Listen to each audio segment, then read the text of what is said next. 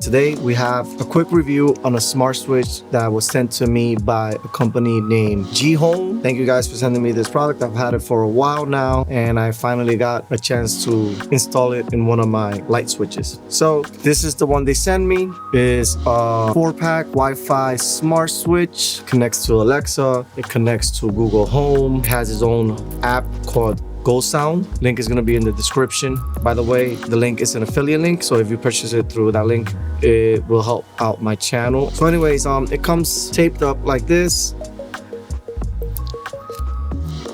Untape it.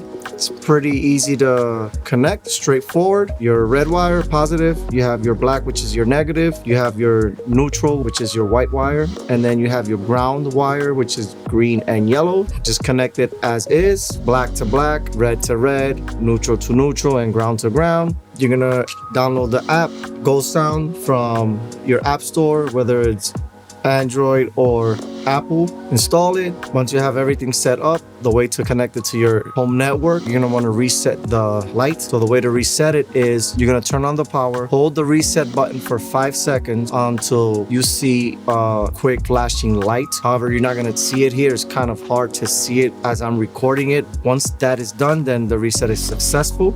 You're gonna go into your GHome app. After you created your account, you're gonna click the plus on the right hand top side, choose the device that you're working with. In this case, it's the smart switch. Connect to your home network. Once you connect to your home network, you're gonna hit next, and then it's gonna search for your device. Once your device is added, you could go ahead and rename it, assign it to a certain room: kitchen, home, living room, main room, master room. Create your own room. Now, I don't have Google Home, but I do have Alexa, and in order to connect it to Alexa, go to your Alexa app, search for GHome, enable the skill, and it's gonna find the new smart switch. Link is gonna be in the description. So if you like this quick review, like, comment, share, subscribe, and like always, never stop learning.